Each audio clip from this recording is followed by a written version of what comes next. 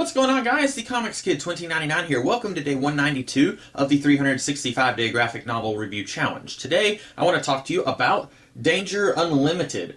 This was a series in the early 90s. This is actually the second printing of this series from IDW, but there was actually a trade paperback printing of this series in the early 90s, sometime after the series ended, that was done by Dark Horse. And actually, both printings are different. I have it on good authority by someone who is posting on the internet that the Dark Horse printing actually collects at least some of the Danger Unlimited issues as they were printed. There is apparently a page on issue 4 of Danger Unlimited that was not reprinted in this volume. I haven't read the original issue, so I don't know that for sure, but I'm thinking that's probably accurate. Also, in the Danger Unlimited issues, there were backup stories for the character known as the Torch of Liberty, and if you are up on your Hellboy history, you know that the Torch of Liberty was basically a Captain America-esque character, and he gave Hellboy the Good Samaritan gun. So Danger Unlimited was supposed to be part of this fairly new shared universe for certain creators in the early 90s. Hellboy was part of it, Danger Unlimited, and then later a couple of other minis that were done by John Byrne, a 4-issue miniseries called Babe, and then a sequel to that called Babe 2 that lasted 2 issues. And those 6 issues are also collected in this book, but then those had backup stories about a group of characters called the Prototypes, and the Torch of Liberty backup stories and the Prototype stories are not collected here. And I know a year or two before this printing was released, John Byrne said that those backup stories were going to be part of it, so I don't know what changed, but it's a little frustrating when you can access pretty much everything that was part of this shared universe. Pretty much anything with Hellboy in it has been reprinted.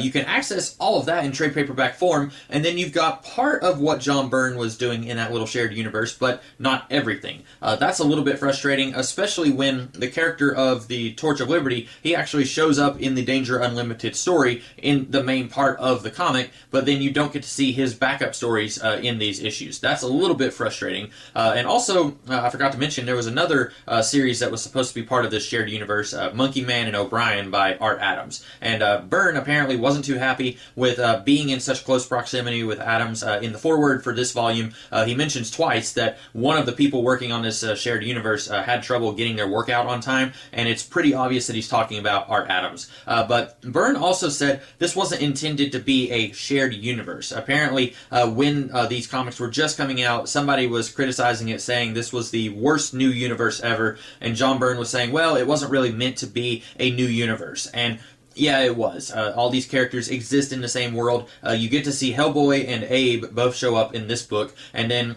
you get little brief mentions of these characters in the early Hellboy comics, like the Torch of Liberty, like I mentioned. So yeah, it is supposed to be a shared universe. John Byrne is very egotistical, so when someone says something that's not 100% positive about something that he's doing, he's going to fire back and try and say, well, you're wrong for this reason. And I don't know what he's thinking, saying that this wasn't really meant to be a shared universe. It obviously is. But anyway, let me talk a little bit about the book itself.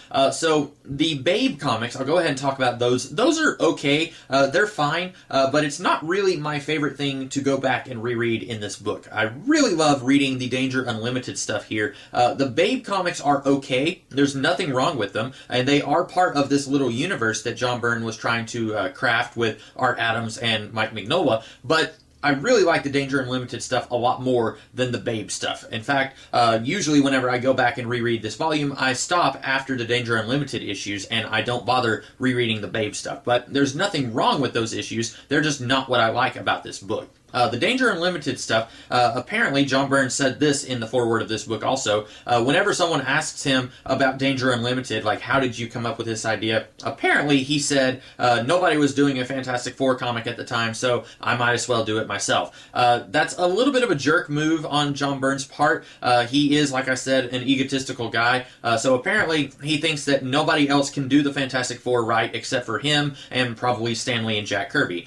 So I guess he really wasn't a fan of what was going on with the Fantastic Four in the 90s. Now, I will go ahead and say I'm not a defender of the Fantastic Four comics from the 90s. I know that was when Sue Storm was wearing that really awful costume. I haven't read a lot of stuff from the 90s with the Fantastic Four. I'm not saying that that stuff is good, but it does sound like sour grapes coming from John Byrne whenever he says, well, they're not doing it right, even though he already had his chance. And I'll be honest, I'm not 100% in love with John Byrne's run on the Fantastic Four in the 80s. So having said that that's kind of a jerk move for him to say that about how no one was doing the Fantastic Four correctly, this is one of the best Fantastic Four stories I've ever read. Basically, the plot is that the Fantastic Four, although it's Danger Unlimited in this case, they are a family of superheroes that get their start in the late 50s, early 60s, and then they superhero around until about 1985, and then something happens, and their last adventure happens around 85, and then one of them is put into suspended animation, and he wakes up in the 2060s, early 2060s, I believe, and then he's not really sure what's going on. We find out that aliens took over the world around 2009, 2011, something like that. And then basically over the course of these 4 issues, we get to see a new version of the Danger Unlimited team form, with people from the 2060s getting their own versions of these superpowers. And it's really interesting. I get the feeling that John Byrne had a lot of really interesting stories to tell here. I went on the John Byrne Robotics Forum, which is basically where all sorts of John Byrne fans will go and talk to John Byrne, ask him questions and stuff. And apparently he does not have any intention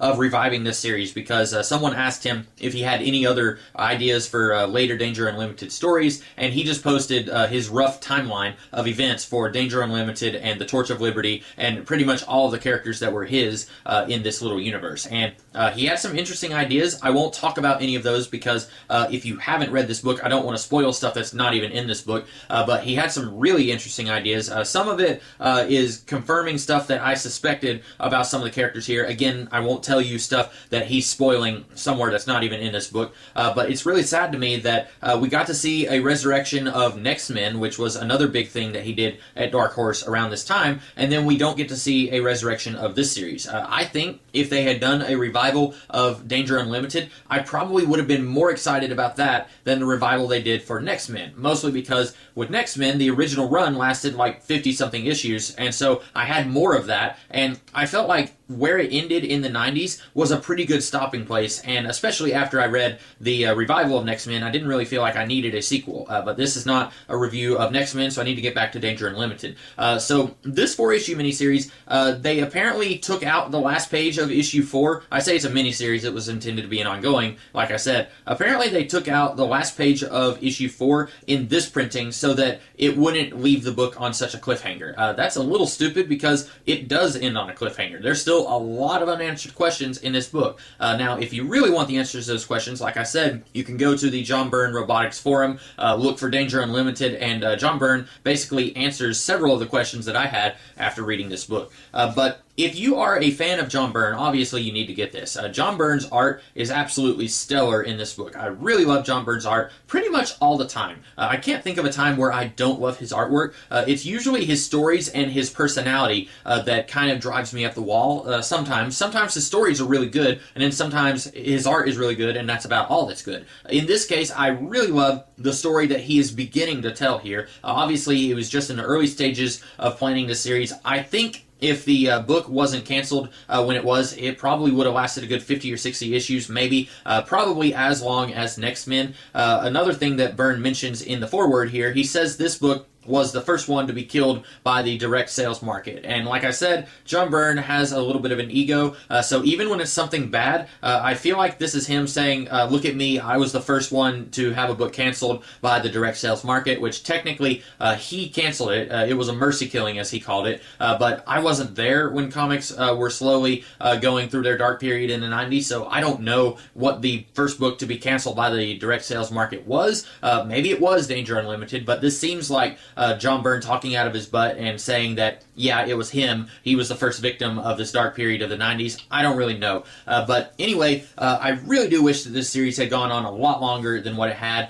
Even, it could have been canceled earlier than what Byrne had planned, but I just wish it had lasted more than 4 issues. Now, the Babe stuff that follows, it's good, but it's not really what I want when I'm reading this book. And there is a Danger Unlimited connection here that raises more questions than it answers, but it's a very minor minor connection. You could pretty much take out the Babe issues and you wouldn't really notice anything missing here. But I guess they felt they need to collect more here than just the 4 issues of Danger Unlimited, since Dark Horse had already collected those. But I really do wish they had done the Torch of Liberty and the Prototypes backup stories. Just collect all of the John Byrne stuff from this little Legend universe that started in the early to mid 90s. But overall, if you want some really good, not necessarily straightforward superhero stuff, but just good classic superhero stuff from John Byrne, this is where you want to put your money. It's like, what is it? I guess 10 issues, and it costs about $20 retail, or at least it did whenever it was out. I don't know if there's still